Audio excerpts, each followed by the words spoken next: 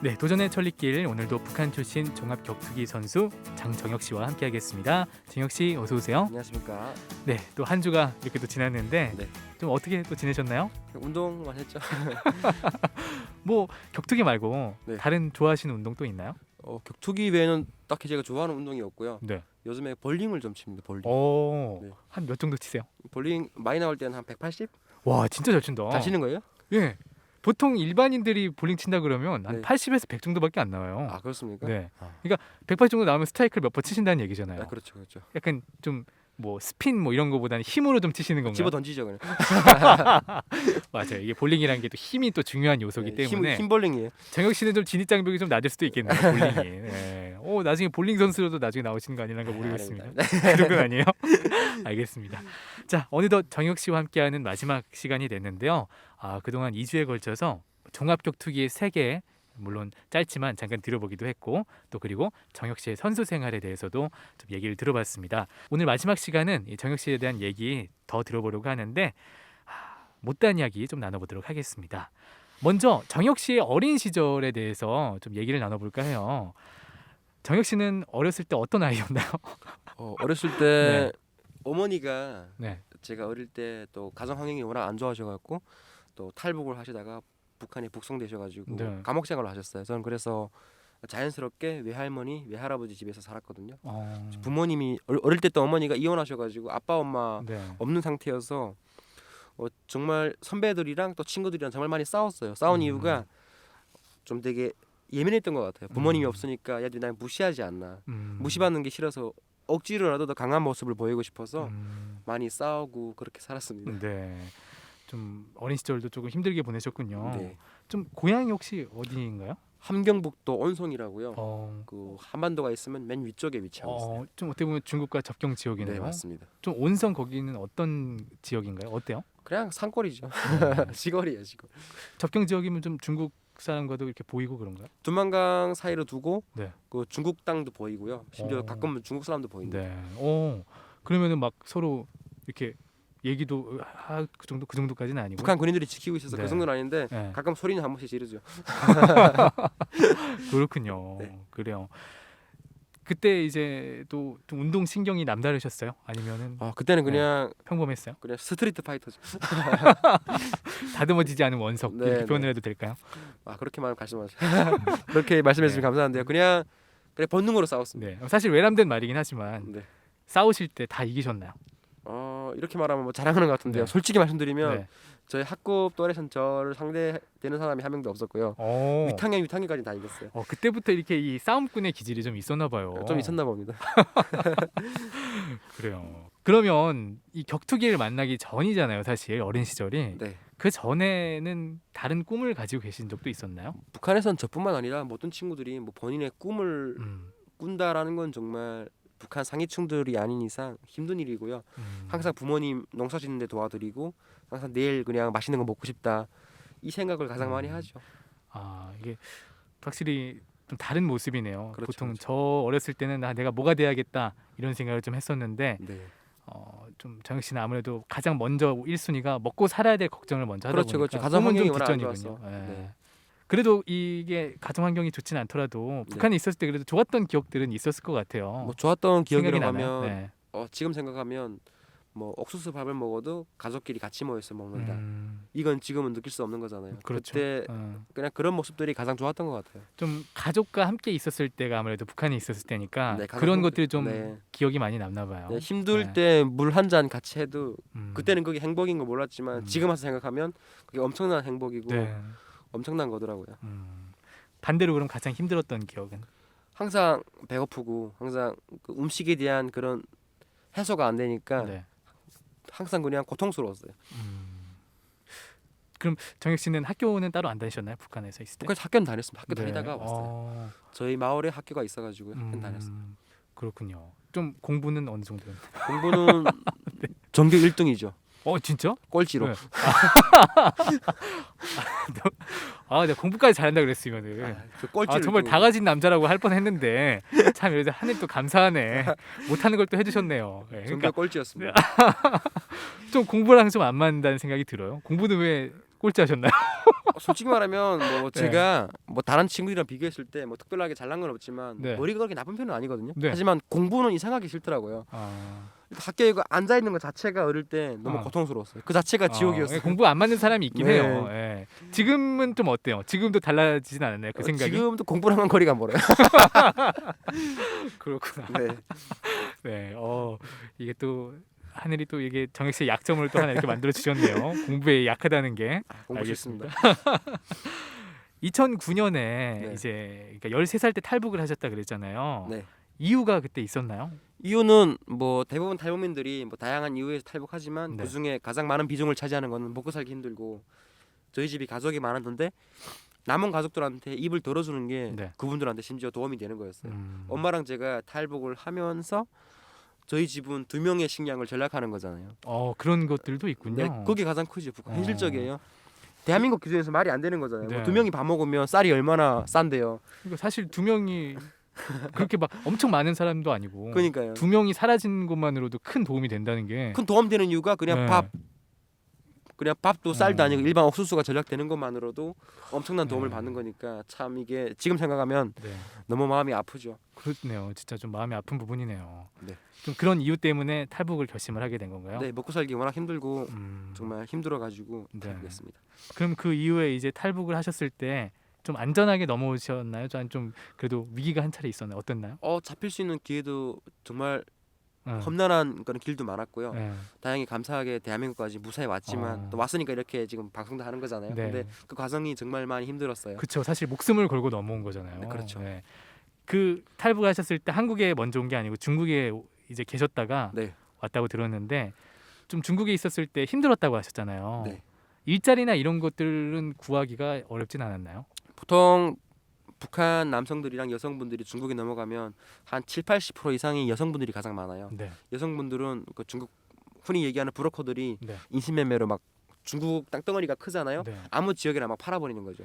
그 어. 파는 사람들은 상대는 중국에서 예를 들면 나고자들 네. 장가를 못 가서 일반 사람들보다 좀 많이 좀 떨어진 사람들한테 그냥 싼 가격에 뭐 사람을 판다는 것 자체가 되게 정말 말도 안 되는 거잖아요. 그렇죠. 네. 그냥 물건 팔듯이 뭐 핸드폰 쓰다가 중고폰으로 팔듯이 그냥 그렇게 막 팔아버리는 거죠. 그럼 저희 북한 사람들은 신분 없고 말도 안 통하고 그냥 거기서 지금도 아마 살고 계신 분들도 상당히 많을 거고요. 또 여성분들 같은 경우는 그렇게 팔릴 수도 있지만 저 같은 남자들은 팔릴 데가 없어요. 네. 그래서 막 어떤 경우는 평생 가서 모순으로 일할 때도 있고 아니면 뭐 장기 매매 당하는 경우도 있고 네. 상당히 힘든 그런 시간들이 많았습니다. 그래도 그 안에서 이 어떤 일을 그래도 하셨잖아요. 네네. 그런 일은 어떻게 하게 되셨어요? 이런 엄마와 같이 네. 또 팔리게 됐어요. 어. 중국 정말 듣지도 못하고 보지도 못하는 네. 그런 지역에 떨어지게 됐는데 네. 일을 해야 되잖아요. 그래서 저는 일을 또 해야 돈이 나오니까. 네. 그래서 일을 하는데 북한에서 왔다는 이유로 월급도 안 주고 그냥 어. 본인이 화난다고 저한테 스트레스 푸는 경우도 상당히 많았고요. 그런 과정을 다 저는 그냥 받아만 했어요. 어떻게 뭐 할 수 있는 게 없으니까 그냥 받아야만 했죠. 네. 좀 그래도 안 좋은 상황 속에서 좀 도움을 주시는 분들은 없었나요? 그래도 그나마 좀 괜찮았던 사람들도 있을 것 같은데. 네. 저희 지역에서 그냥 괜찮았던 사람이 저한테 해코지 안 하면 거기 괜찮은 사람인 거예요. 그냥 그랬습니다. 네, 참 씁쓸하네요. 네. 네. 그렇게 해서 중국에 계셨었고 이제 그때 나이가 이제 14살, 15살 정도였잖아요. 네, 맞습니다. 네. 그때 얼핏 얘기를 들었지만 그때 정혁 씨가 굉장히 어두웠던 시간들. 그죠? 네, 말도 없었고 그런 트라우마도 남아 있었고. 네, 그거를 이제 지금 좀 운동으로 지금 좀 극복을 하셨다고 그때 말씀하셨었는데. 네. 그럼 한국에 2012년에 넘어왔잖아요. 네네. 한국에서의 생활은 어땠어요? 보통 네. 이게 중국에서는 워낙 힘든 삶을 쭉 살다 보니까 네. 어찌 보면 이제 시합을 할 때 아까 말씀드린 것처럼 저번 주에 말씀드린 것처럼 아드레날린 때문에 그 당시에는 고통을 못 느끼잖아요. 네. 그 중국에서의 그 3년이라는 시간이 저한테 지금 생각하면 시합을 뛰는 것 같았어요. 항상 긴장돼서 살아야 되고 정신없이 살다 보니까 우울증이 온지도 몰랐어요. 그냥 이게 내 삶이다라고 생각했는데 대한민국에 오니까 정말 제가 살던 세상과 다른 세상이잖아요. 네. 마음을 내려놓게 되고 이젠 자유고 난 이제 어. 프리하고 내가 하고 싶은 걸 할 수 있다라는 생각을 하니까 긴장감이 떨어진 거죠. 그 다음부터 이게 마음속에 있던 아픔이 막 올라오면서 네. 엄청난 그 힘든 그런 과정들을 보냈습니다. 한국 안에서도 좀 네. 힘들었군요. 네, 한국 안에서. 네. 좀 그래도 좀 한국에 있을 때 이것저것 또 국가에서 지원도 해주고 하잖아요. 네네. 네, 뭐 어려운거나 그런 생활에 어려운거나 그런 건 없으셨죠? 뭐 사람들에 대한 어려움보다도 네. 제 자신이 그냥 네. 마음속의 상처 때문에 가장 힘들고 적응하기 마음 어려워. 열기가 어렵다는 네. 얘기였군요. 네, 적응하기 힘든 거지. 뭐 사람들은 정말 좋은 사람도 많이 만나고요. 네. 지금도 정말 감사한 분들도 정말 많고요. 음. 사람에 대한 게 아니라 그래 환경에 낯선 환경과 마음속의 상처가 그 중국에서의 그런 울분이 올라오면서 많이 힘들은 거죠. 그게 이제 마음이 좀 풀렸던 게 응어리가 좀 풀렸던 게 네. 한국에서 이제 격투기를 시작하고 나서부터 네. 좀 이렇게 풀렸다고 하셨는데 네. 그 뒤로는 이제 좀 그래도 원만하게 이렇게 마음을 열고 주변과도 좀 친하게 지내고 그러시나요? 근데 이제는 정말 뭐 전혀 불편한 것도 없고요. 음. 정말 잘 지내고 있는데 운동을 하면서 그 마음속에 그런 울분이 다 풀려 나갔던 것 같아요. 특히 또 일본 친구랑 싸웠을 때 또 프로 무대에서 정말 꿈에 그리던 무대잖아요. 거기서 네. 딱 멋있게 이겼을 때 정말 1시간 동안 하늘만 봤거든요. 아무것도 안 하고 움직이진 않았어요. 그동안에 살아온 제 삶이 쭉 정말 주마등처럼 이렇게. 쭉 스쳐 지나가면서 네. 정말 마치 다른 사람 된 느낌이었어요. 그렇게 제 뭐 두 네. 번째 인생 어, 인생이 시작된 거죠. 두 번째 인생 시작됐다라고 네. 해도 과언이 아닐 정도로 정말 큰 사건이 바로 그 순간이었던 것 같아요. 네, 그 순간이었죠. 종합격투기 선수 외에 다른 일도 제가 하고 계신 걸 알고 있거든요. 네, 네. 어떤 일을 지금 하고 계시나요? 보통 아마추어 때는 뭐 지하철 타려고 학교 다니면서 운동했잖아요. 네. 지하철 비용이 없어가지고 카드가 찍었는데 300원이 남은 거예요. 그래서 선배한테 전화드려서 아 정말 죄송한데 저 일주일만 좀 시간 주십시오. 좀 막노동 좀 해야겠다. 교통카드가 돈이 없다 이래가지고 정말 또 선수분은 마음대로 빠질 수 있는 게 아니에요. 그래서 또 욕 한 바가지 먹고 다행히 감사하게 시간 주셔가지고 또 한 달 동안 또 일도 하고 또 일주일 동안 일도 하면서 생활비를 유지했던 거예요. 그러니까 생활비를 어떻게든 벌어내야 되니까 그렇죠, 다른 그렇죠. 일도 병행을 하시면서 네, 격투기도 네. 하고 계시군요. 맞습니다. 정말 24시간이 부족할 거라는 생각이 들어요. 지금도 그럼 일을 하고 계세요? 네, 지금도 네. 뭐 다양한 일을 어떤 것들을 좀 하셨나요? 일단은 이 본인 하면서. 채널 네. 유튜브도 운영하고 있고요. 그렇죠. 또 그것도 좀 수익이 나오죠. 좀 나오죠. 네. 그리고 운동하고 그리고 뭐 체육관에서 코치도 좀 하고요. 코치를 해도 좀 돈을 주나요? 많이는 안 주는데 조금은 벌어요. 그래도 네, 그리고 뭐 일자리가 생기면 주말에도 하고 일단 지금 제 상황은 그냥 다양한 쪽으로 다 경험해보고 싶어요. 그러니까 일이 뭐 이런 짧은 일용직이라도 네네. 이렇게 자리가 나면 하려고 하시는군요. 네, 경험을 통해서 전 성장한다고 믿기 때문에 다양한 쪽으로 다 해보고 싶어요. 맞아요. 예. 이게 종합 격투기로만 가지고는 이게 좀 생계 유지가 좀 어렵나요? 뭐 제가 지금 선수를 하고 있지만 네. 이게 보통 스폰서라고 하거든요. 네. 뭐 대기업이라든가 뭐 회장님들이 너 운동 편하게 해 해서 예를 들면 200~300만 원씩 월 보내주시는 경우 있는데 저 같은 경우는 그런 게 없고 저뿐만 아니라 대부분 선수들이 거의 그런 확률이 높거든요. 그래서 부모님이 정말 부자가 아닌 이상 다 각자의 투잡 쓰리잡 하면서 다 생계를 유지하는 거지. 시합이 없으면 돈이 없어요. 시합 그러니까 뛰어도 시합을 뛰지 않으면은 네, 시합 뛰어도 돈이 뭐 음, 일반 사람 1년에 한두 번 뛴다고 해도 월급도 안 되거든요. 그렇죠. 또 이게 이겨야 또 많이 주는 거잖아요. 네, 이기면 좀 더 수당이 올라가는 것도 있지만 이겨도 파이트 머니라고 하는데 솔직히 200만 원이 안 돼요. 그래서 그걸 어떻게 먹고 삽니까? 1년에. 이게 상당히 배고프고 어려운 직업이네요. 네, 국내에서는 네. 아직 격투기가 비인기 종목이어서 네.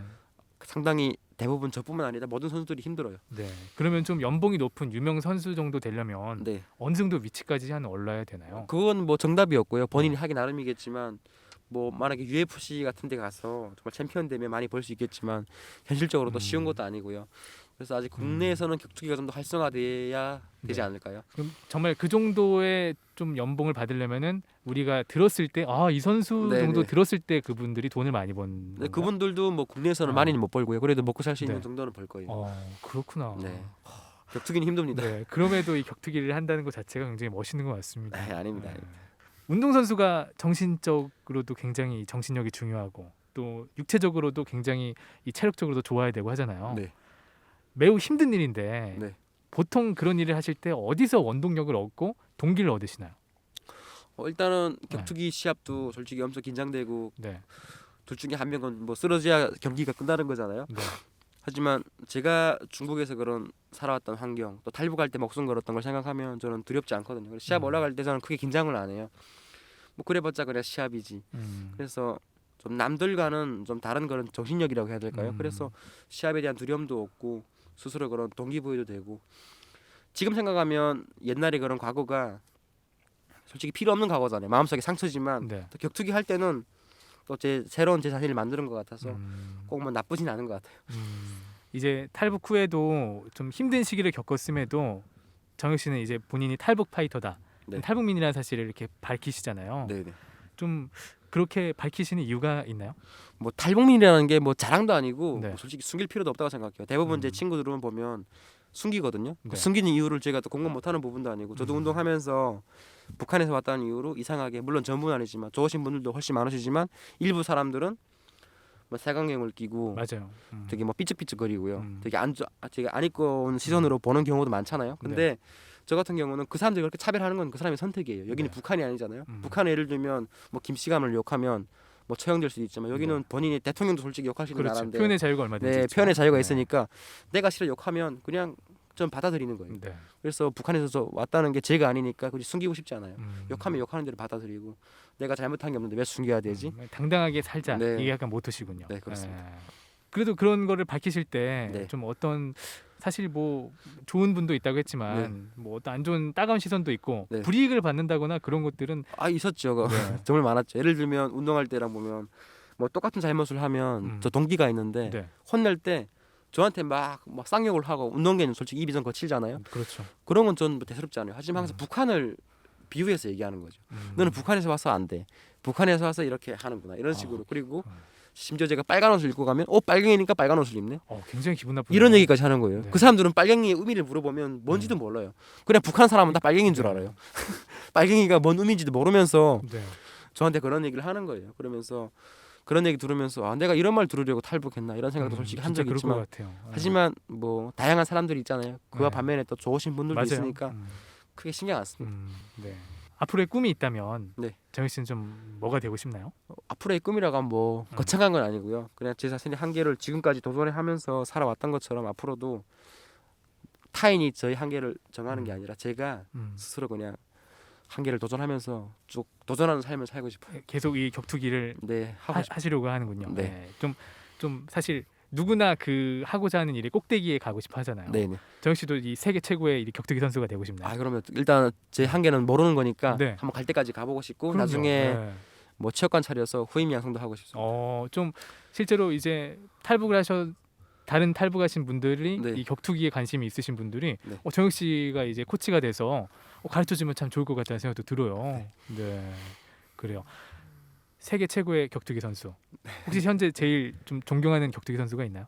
모든 격투기 선수를 존경하지만 특히 저는 UFC 합입 선수를 좋아합니다. 지금은 또 경기 안 뛰는 네, 안 뛰지만 선수잖아요. 네. 또 저랑 비슷한 체급이고 실제로 봤어요. 국내 진짜요? 시합하러 네. 세컨으로 와가지고 봤었거든요. 정말 너무 멋있는 선수고 네. 그리고 또 맥그리거 선수도 좋아하고요. 정말 멋있는 것 같아요. 진짜 하빕 맥그리거 선수처럼 우리 한국에도 좀 걸출한 UFC 선수가 나왔으면 좋겠다는 생각이 드네요. 그래요. 자 이제 마지막으로 네. 저희가 이제 북한 청취자분들한테 한 말씀을 해주셔야 되거든요. 네. 정혁 씨가. 네, 여러분 저도 여러분들처럼 지금 북한에서 살다가 지금 대한민국에 현재 나름 열심히 살고 있는데요. 탈북할 때 정말 목숨 걸고 힘들게 왔지만 대한민국에 오면 그만큼 보상받을 수 있는 그런 곳이라고 생각합니다. 네, 힘내시고 하루빨리 대한민국으로 왔으면 좋겠습니다. 네, 감사합니다. 자 도세철리길 그동안 3주에 걸쳐서 장정혁 선수를 만나봤는데요. 탈북 후에 힘든 시기를 잘 견뎌내고 이제는 대한민국에서 멋진 종합격투기 선수가 된 장정혁 씨의 도전 앞으로 저희가 계속해서 응원하도록 하겠습니다. 정혁 씨 그동안 감사했습니다. 감사합니다.